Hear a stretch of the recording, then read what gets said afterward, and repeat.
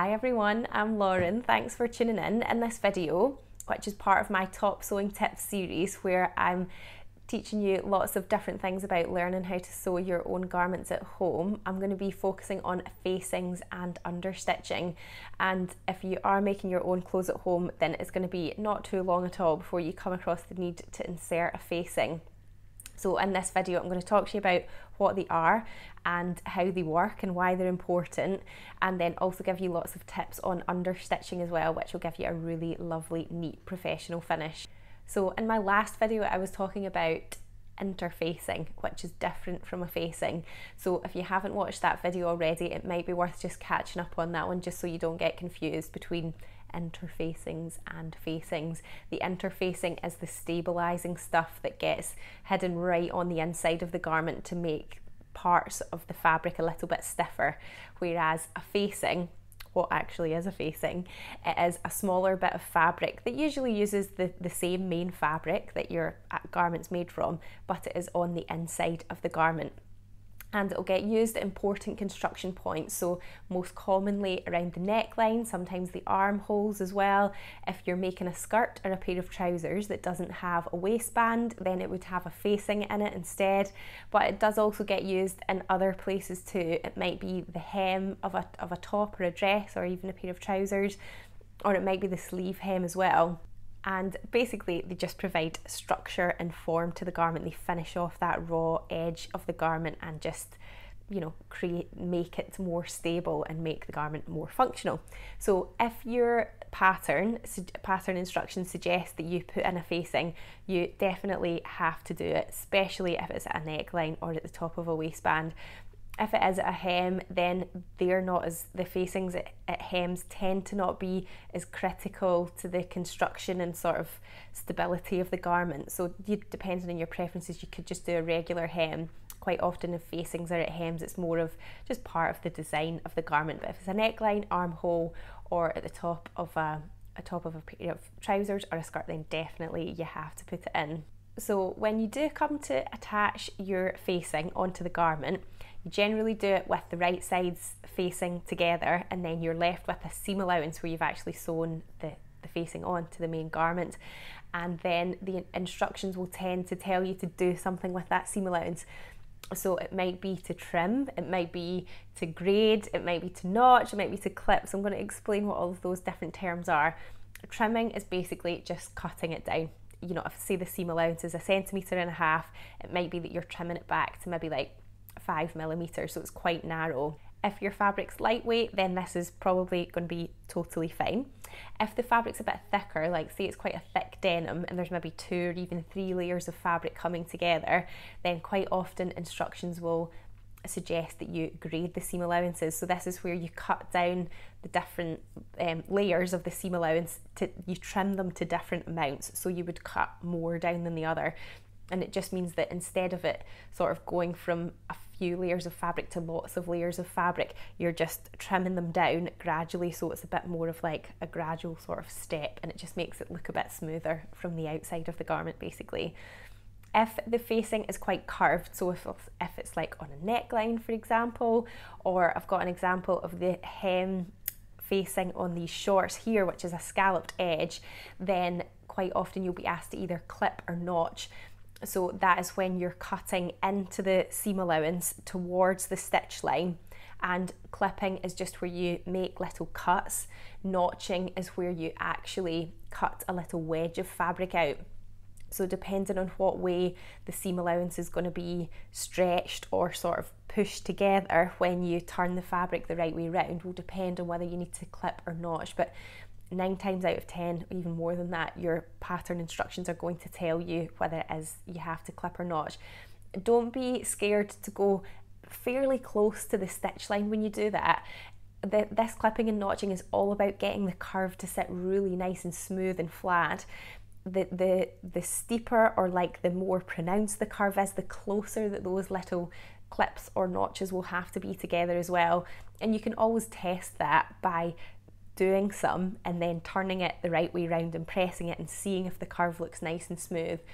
If it doesn't and it looks like it's sort of staggered at certain intervals, then you can just go back in and clip some more notches or put some more notches in or do some more clips. So it's all about just getting everything to lie nice and smooth and flat.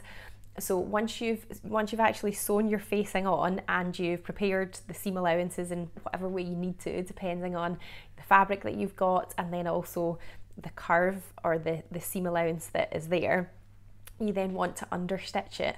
And understitching is really important to help keep the facing to the inside of the garment.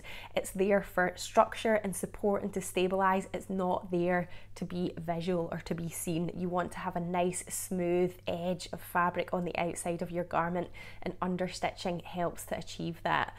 So it's called understitching because it is underneath, it's on the inside of the garment, as opposed to top stitching, which top stitching would be something that you see on the outside of the garment. And understitching is where you sew on the facing, but you also sew through the seam allowances that have attached the facing to the main garment. So you're going through quite a few layers of fabric. So depending on the fabric that you've got, it might be beneficial to iron or press the seam allowances in the facing all up away from the main garment first before you do this understitching, and then come to do it on the machine. I personally prefer to orientate the needle to the middle of my foot when I do understitching. I just find it easier to line up, and you're looking to be quite close to that seam line, but not too close, maybe like 2-3 millimeters, and then just remember to make sure that underneath you're catching all of the seam allowances as well, so that when you do that line of stitching, the seam allowances are stitched within it as well. And you'll notice that almost automatically when you do that, when you take it out the machine and you fold it round, that facing just naturally starts to sort of curl round and sit on the back of the back or the inside of the garment. And once you press it, then it's going to sit even flatter. So once you've actually got it attached on and you've done your understitching, there's then just a couple more things that you can do just to sort of neaten it off or kind of finish it off. So the other side of the facing is likely to have a raw edge. So if you've got an overlocker, it might be that you're overlocking that edge. It might be that you want to do something fancy and put bias binding on it, or you could just turn it over and create a really little narrow hem. So you kind of have to do something to that to sort of finish it off. Sewer's choice. And then once you've done that, you want to sort of secure the facing in place. So although you've got your understitching and you would have pressed it, if you don't secure it somehow, it will still kind of flap around a little bit on the inside of your garment. So the options are either to top stitch it. So now this is a line of stitching that's going to be visible on the outside of your garment. So you would just do a line of stitching round the edge of the facing. So I've done it here on the hem of this shirt, and then also round the neckline of this dress. That is, the facing has been top stitched once it's been sewn on, and that makes it sit nice and flat. And that line of stitching is just part of the sort of style and design of the garment. Or it might be, if you don't want to see the top stitching on the outside of the garment, that you're just really subtly hand sewing it on the inside. So on the neckline of this facing here, just at the shoulder seams, you're just doing a few hand stitches to sew the facing to the shoulder seam on the inside, and it just helps it to stay on the inside. Suppose while you sort of wash and to put on the garment as well, it helps with that. Or on the hem of this pair of shorts here, I've just done a really subtle hand catch stitch, which is held it flat as well, so you don't see that stitching on the outside of the garment either. So of course there's always options, but you basically have to sew the facing on, prepare the seam allowances in some way, so that's clipping, notching, trimming or grading, and then finish it off and neaten it off. So you're finishing the raw edge of the facing and then securing it either with top stitching or a little bit of hand stitching on the inside.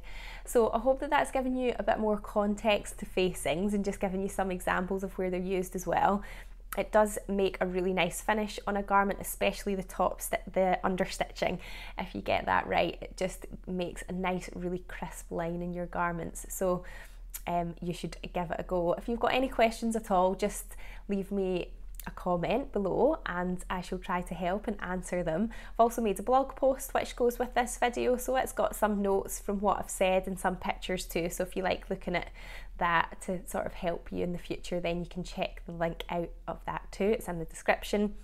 If you haven't subscribed to my channel already, just remember to hit subscribe so you don't miss out on my next video. And thanks for watching. I'll see you next time. Bye.